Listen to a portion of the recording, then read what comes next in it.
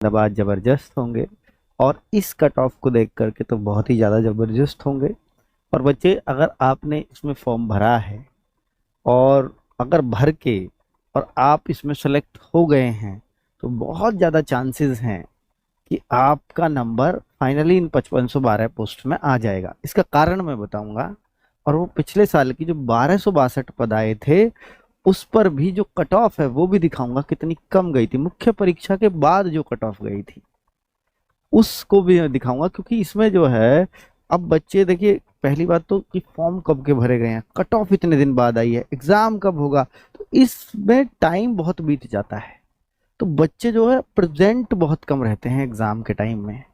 पिछले वाले में भी 1262 पदों के लिए भी लाख बच्चों के आसपास मौका मिला था, बैठे थे एग्जाम में मात्र 25,000। और कट ऑफ देख करके आपका दिल खुश हो जाएगा कि 1262 पदों के लिए भी अगर कट ऑफ इतनी कम गई है तो 5512 के लिए हमारे लिए बहुत कुछ अच्छा होने वाला है। लेकिन अभी 2 लाख बच्चों को से ज्यादा बच्चों को पास किया गया है, लेने 5512 है। तो इसका मतलब क्या है? इसका मतलब है क्योंकि बहुत सारे अभी चीजें बाकी हैं, एग्जाम है और टाइपिंग टेस्ट है, वो भी हिंदी और इंग्लिश दोनों का। और तीसरी चीज क्या है? डॉक्यूमेंट वेरिफिकेशन में, जिसमें बहुत सारे बच्चे बाहर होंगे क्योंकि जिनके पास ट्रिपल सी नहीं था उन्होंने अगर इस फॉर्म को भर दिया होगा तो वो बच्चा भी बाहर होने वाला है। पर अगर आपके पास ट्रिपल सी है था जब ये फॉर्म भरा था और आप 2,43,000 जो बच्चे इन्होंने लिए हैं उनमें आ गए हैं, इन 100 में से 15 वाली कट ऑफ में आप हैं, तो फिर आप बहुत बढ़िया जगह हैं, आप बहुत अच्छे से इस एग्जाम को पास कर सकते हैं। बस हिंदी इंग्लिश की टाइपिंग को कंटिन्यू रख लीजिए अपनी, ये सिलेक्शन लेना आपके लिए बहुत आसान हो जाएगा यूपी ट्रिपल एससी में। चलिए, एग्जाम भी मैं आपको आइडिया दूंगा कि एग्जाम कब तक हो सकता है ताकि सारी क्लैरिटी आप लोगों को रहे। हाँ, एजीटीए का बैच मैं ला रहा हूँ, बहुत सारे बच्चों की डिमांड है। एजीटीए की मेरी टीम लगभग तैयार हो चुकी है, मेरी बात हो चुकी है, तो मैं जल्द उसको आपके सामने लेकर के आऊंगा। ठीक है, चिंता मत करिए।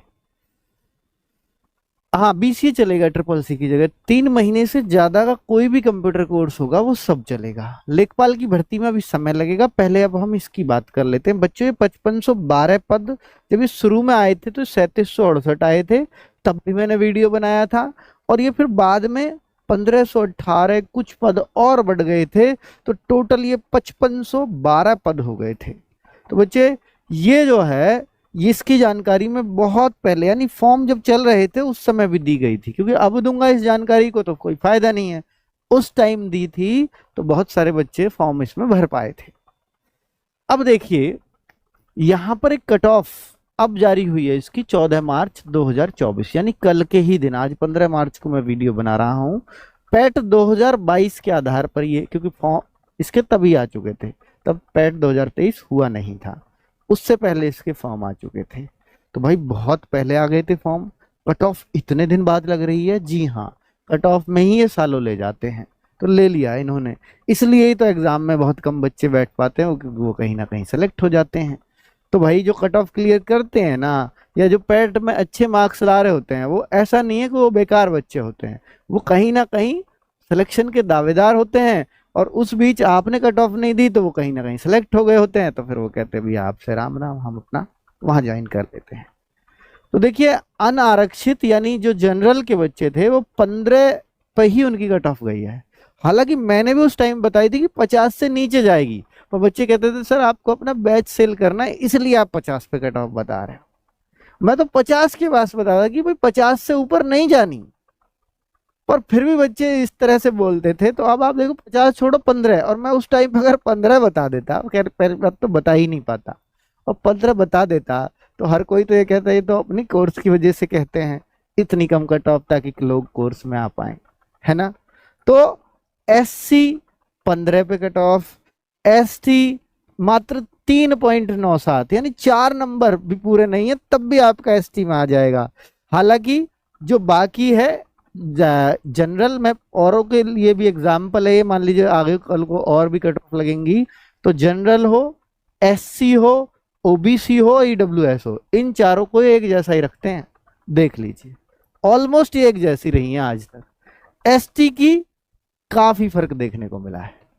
ठीक है, चलो अब मैं आगे और बातें कर लेता हूं इस पर कि अगर एक्स सर्विसमैन की कट ऑफ, और ये ना दिव्यांगजनों के लिए भी है, तो दिव्यांगजन भी जैसे पिछले लेखपाल की भर्ती में बड़ा कंफ्यूजन रहा है, उन बेचारों के साथ बहुत दिक्कतें रही हैं कि सर मेरा इसमें हो गया था बट मेरी कैटेगरी को इन्होंने नहीं लिया, एक्सेप्ट नहीं किया। तो यहाँ कैटेगरी वाइज बिल्कुल क्लियर कर दिया है कि कौन सी कैटेगरी के लिए दिव्यांगजन यहाँ मान्य होंगे। ठीक है, तो वो आपको अब वो वैसा कंफ्यूजन लेखपाल वाला नहीं रहेगा। वो अब तक बेचारे केस लड़ रहे हैं लेखपाल वाले। तो ये यहां पर देखेंगे तो इतनी इतनी कट ऑफ गई हुई है अलग अलग दिव्यांगजनों के लिए। चलो अब इसमें था क्या, मैं एक बार बता देता हूं, फिर से रिपीट कर देता हूं कि जो लोग कट ऑफ में आ गए हैं उनको अब सबसे पहले एग्जाम देना होगा। एग्जाम में क्या क्या आएगा वो भी बताऊंगा, लेकिन एग्जाम के बाद क्या होना है। एग्जाम देखिए, 12th तो मांगा ही गया था, 12th के साथ आपको ये बोला गया था कि आपकी जो हिंदी और इंग्लिश दोनों टाइपिंग स्पीड चाहिए। हिंदी में 25 की स्पीड चाहिए, इंग्लिश में आपको 30 की स्पीड, यानी दोनों ही बच्चे को आनी चाहिए, कोई सी एक चूज नहीं कर सकते। तो 25 WPM और 30 WPM की हिंदी इंग्लिश में स्पीड होनी चाहिए। हालांकि इसका कोई सर्टिफिकेट नहीं मांगा जाएगा, सर्टिफिकेट है या नहीं कोई फर्क नहीं पड़ता, बस आप को जब ये टाइपिंग के लिए बुलाएं एग्जाम के रिजल्ट के बाद, तो आप वहां बस टाइपिंग कर देना, इतने की स्पीड इनको निकाल के दिखा देना। गलतियां काफी माफ होती हैं काफी हद तक, यहाँ इतनी हार्ड टाइपिंग नहीं है। और CCC इन्होंने मांगा था कि CCC प्रमाण पत्र हो या किसी सरकार द्वारा मान्य प्राप्त किसी संस्था द्वारा उसके समकक्ष प्रदान किया गया कोई भी प्रमाण पत्र कंप्यूटर में चल जाएगा। ये इन्होंने क्लियर किया था बच्चों।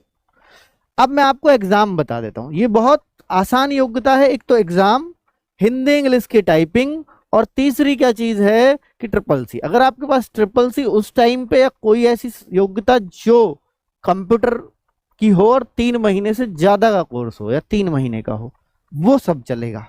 BCA हो या कंप्यूटर से BTech हैं तो वो सब चलता है इसमें।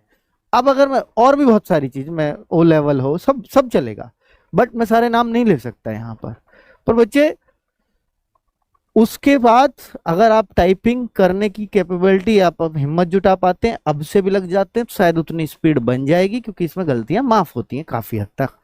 अब मैं यहाँ एग्जाम की बात कर रहा हूं, क्योंकि फिर तो सिर्फ और सिर्फ एग्जाम रह जाता है। तो एग्जाम में आप हिंदी और लेखन योग्यता, हिंदी यहाँ पर 30 क्वेश्चन आते हैं, और रीजनिंग के यहाँ 15 क्वेश्चन आते हैं, GS के यहाँ 20 क्वेश्चन आते हैं, कंप्यूटर के यहाँ 15 क्वेश्चन आते हैं, और UPGK के भी 20 क्वेश्चन आते हैं। 1/4 की नेगेटिव होती है और 2 घंटे समय होता है। तो समय की कोई कमी नहीं है, 100 क्वेश्चन 100 मार्क्स के होते हैं। और बच्चे ये बहुत आसान पेपर है अगर आप ये देखो, क्योंकि ये चीजें ना हर बच्चा पैट वाला वो कहेगा ये तो कुछ भी नहीं है मेरे लिए, ये 3 चीजें। अब उसके लिए GS ये इसको पढ़ना ही पड़ता है। अब बात है कंप्यूटर, ये एक नया विषय है, जो लोग इससे कंफ्यूज थे, कुछ चैप्टर्स जरूर इसमें कंप्यूटर का सिलेबस पढ़ेंगे तो कुछ नए देखने को आपको मिलेंगे भी। ठीक है, तो भाई इसको पढ़ना अपने आप में कलाकारी रहेगी। अगर आप इसको बहुत अच्छा कर जाते हैं या इसको भी एक ऐसा 10-12 नंबर इसमें ले पाते हैं, तो फिर सिलेक्शन के चांसेस बहुत अच्छे बन जाएंगे आपके। ठीक है, अब मैं आपको ये दिखा देता हूं कितने बच्चों को आपकी तरह उन्होंने शॉर्ट लिस्ट किया है। शॉर्ट लिस्ट की एक लिस्ट भी उन्होंने डाल रखी है, और वैसे इतने मार्क्स हैं तो आप शॉर्ट लिस्टेड हो ही अगर आपने फॉर्म भरा है तो। 2,43,981। सोचो 5512 पोस्ट हैं, अगर ये 15 गुना ही लेते तो ये 80,000 बच्चे होने चाहिए थे, और इन्होंने 80,000 से भी कितना ले लिया है, उसका भी 3 गुना। तो यानी ये जो बच्चे हैं ये करीब 45 गुना बच्चे लिए गए हैं। अब सोचो कि कह के 15 गुना लिए हैं 45 गुना, इसका कारण है कि बहुत सारा बच्चा हिंदी और इंग्लिश की टाइपिंग में फेल हो जाता है। बहुत सारा बच्चा फॉर्म भर देता है, CCC नहीं होता, तो कहते हैं फिर योग्य अभ्यर्थी नहीं मिलते, फिर वैकेंसी खाली ले जानी पड़ती है। ठीक है, तो इसलिए रिटर्न में भी बहुत सारे बच्चों को पास करें, हो सकता है, क्योंकि जितनी वैकेंसी हो सकता है उसका 10-15 गुना ये टाइपिंग के लिए भी पास करें। यानी 80,000 को 243 में तो 80,000 या 70,000 को टाइपिंग के लिए भी बुलाएंगे। अब ये यहीं 15 गुना ले लेते, फिर टाइपिंग के लिए कितना बुलाते, फिर तो सबको ही टाइपिंग करवानी पड़ जाती है ना, फिर रिटर्न का कोई अर्थ ही नहीं है इस एग्जाम का। तो भाई मुख्य परीक्षा का बच्चे सोच रहे हैं कि सर अब क्या है, सीधा हमें एग्जाम का वेट करना चाहिए? नहीं बच्चों, अभी फीस भी भरवाया जाएगा आपको। फीस कितनी? 250 रुपये फीस होगी।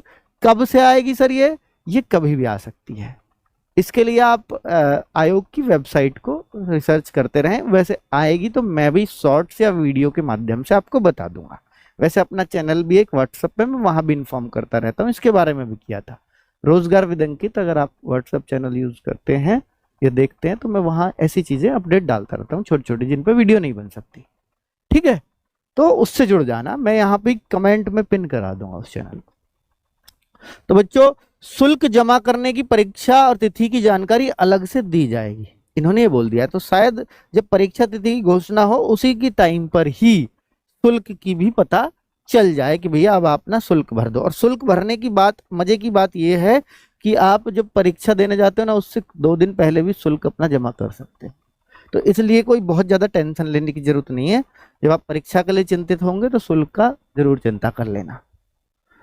ये मैं पिछला रिकॉर्ड लेकर के आया हूं, जो 1262 पद थे ना, उसका कैसे कैसे रिकॉर्ड रहा। देखो कितनी मेहनत करी होगी आप लोगों के लिए सब कुछ निकालने में, है ना, हमारी टीम ने। तो भाई वो देखिए, यहां 1262 जब पद आए थे तो फॉर्म जो भराए गए थे आपको, जैसे इसके भी भराए गए हैं, तो 21 नवंबर 2022 को ये भरे थे 23 में, जो 5512 हैं। ये 21 नवंबर 2022 में भरे, लास्ट डेट फॉर्म की ये थी। और जो जैसे आपकी कट ऑफ आई है, ऐसे इनकी कट ऑफ आते आते करीब 7 महीने इनको भी लगे थे। 1262 की बात कर रहा हूं मैं, जिसका एग्जाम भी हो गया, कट ऑफ भी लग गई है फाइनल। 13 जुलाई 2023, सोचो 7 महीने ऐसे आपको भी लगा है ये समय। अभी कट ऑफ कितने दिनों बाद आई है, तो सारा समय यहां जाता है। अब इसके बाद एग्जाम कितने दिन में हो गया था? एडमिट कार्ड 21 अगस्त को आ गया और 27 अगस्त को एग्जाम भी करा दिया था। तो एग्जाम होने में मात्र मात्र कितना, 1.5 महीना भी नहीं लगा। यानी जब कट ऑफ आई उसके बाद तो 1.5 महीना भी एग्जाम में नहीं लगा। पर इसके साथ ही एग्जाम डेट आ गई थी आपकी पहले, इस बार नहीं आई। तो अब ऐसा मत मानो कि 1.5 महीने में एग्जाम हो जाएगा, 1 ही महीना मिला है, तो चिंतित मत हो।